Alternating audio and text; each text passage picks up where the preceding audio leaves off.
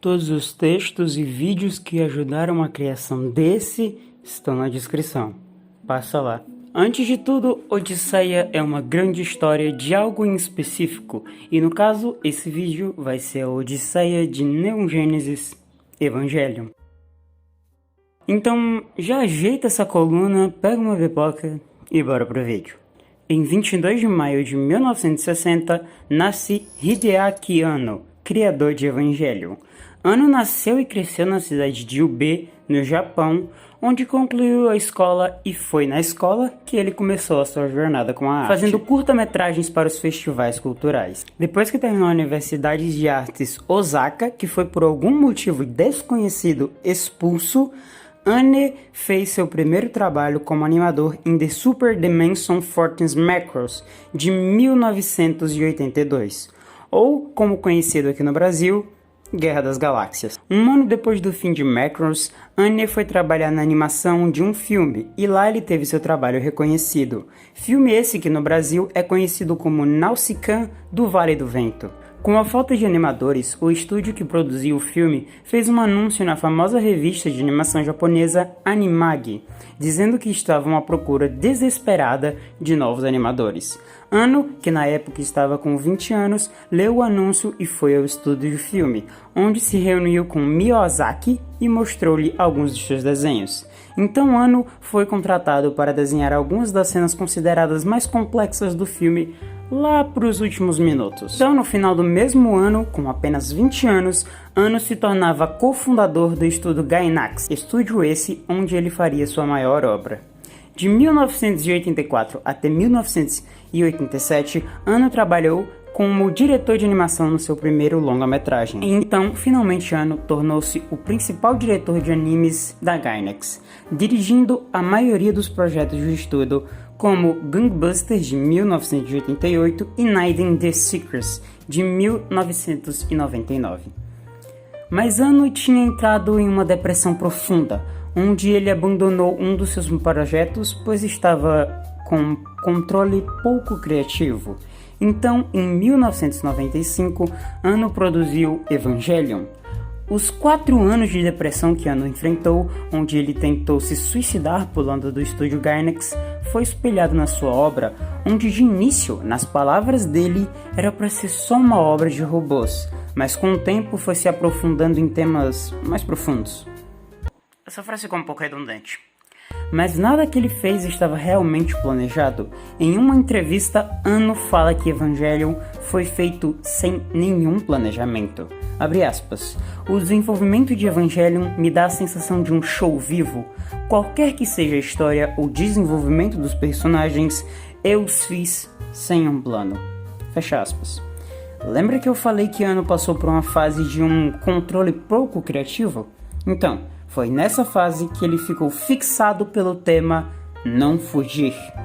E foi esse tema que deu origem a Neon Genesis Evangelion. Então, chegando na segunda parte dessa odisseia, vamos falar do anime. Eu acho que pelo fato de você estar assistindo esse vídeo, você sabe que Evangelion se trata de um anime de mechas, que ao longo dos episódios vai se tornando um anime que trata de assuntos bem interpessoais, se eu posso falar assim. Então, não. Essa parte do vídeo não vai ser um resumo sobre a obra, tá mais para algumas curiosidades que eu pesquisei. A história que passa 15 anos após um cataclismo mundial na futurista cidade fortificada Tóquio 3, onde acompanhamos o protagonista Shinji, um adolescente que foi recrutado pelo seu pai para uma misteriosa organização chamada NERF para pilotar um robô gigante conhecido como Evangelion, contra seres chamados anjos.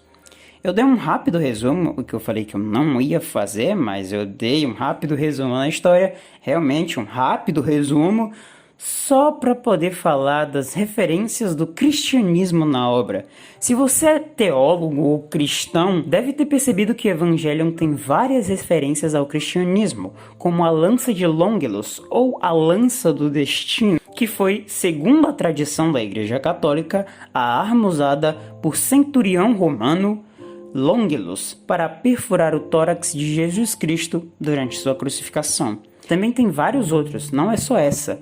De cabeça eu consigo lembrar de Adão, Eva e Lilith, que são os primeiros humanos criados por Deus. E uma curiosidade aqui, Lilith é a mãe de todos os demônios, mas no anime ela é a mãe de todos os humanos. Mesmo tendo essas referências, Anno já disse que não está familiarizado com o cristianismo e que não tinha intenção de se aprofundar nem criticá-lo durante a produção de Evangelion. Agora, uma das dúvidas dos fãs de Evangelion que é por que o piloto de Eva são crianças de 14 anos. A resposta que muitos podem dar é que por ser um anime que passava em horário infantil, usar crianças como protagonistas iriam ajudar a popularizar o anime para esse público.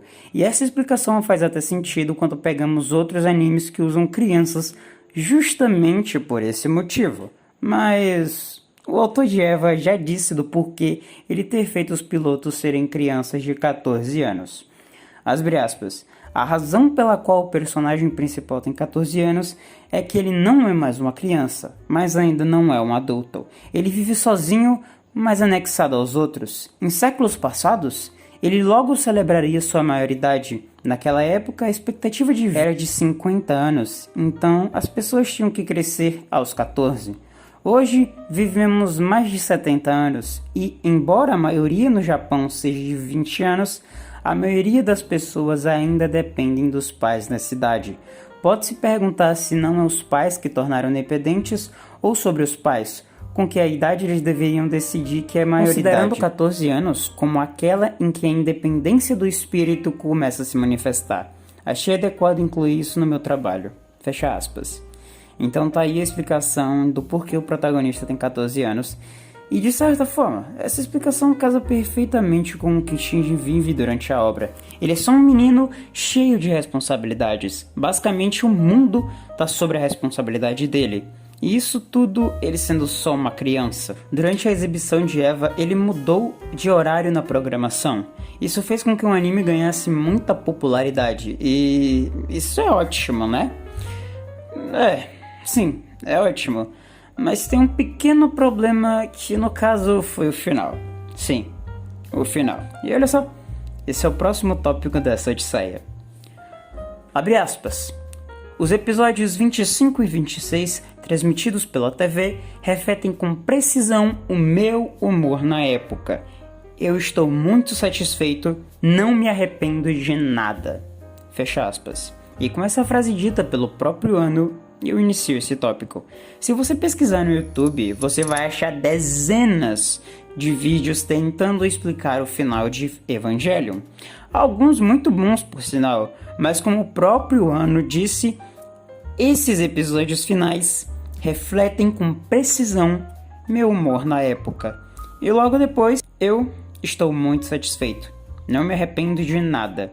Eu queria enfatizar isso porque muita gente fala que o filme que veio depois desse final, o tão filme The World of Evangelion, é o verdadeiro final da obra. E que você pode pular os últimos 2 episódios porque o estúdio fez eles daquele jeito porque estavam com pouco orçamento e não conseguiram fechar o anime com a qualidade dos episódios anteriores. A parte do orçamento é real, tá, mas como o próprio criador disse, os episódios finais refletem com precisão o humor do autor na época, e ele não se arrepende de nada. Mas aí vem a pergunta, se ele não se arrepende de nada, por que fez outro final? Simples, os fãs da época ficaram com raivinha do final e ameaçaram o autor de morte. Fanboy é a pior coisa que existe. É isso mesmo, ameaçaram ele de morte. Então, Anno foi lá e fez o filme que entregava o que essa galera pedia. Mas não era o que ele de fato queria. Mas, como ele mesmo disse, ele estava satisfeito com o final original. E é só isso que importa. Para finalizar esse vídeo, os rebuilds. Aqui vai ser rapidinho. Basicamente, Anno voltou à produção de Evangelion porque ele gostava da obra.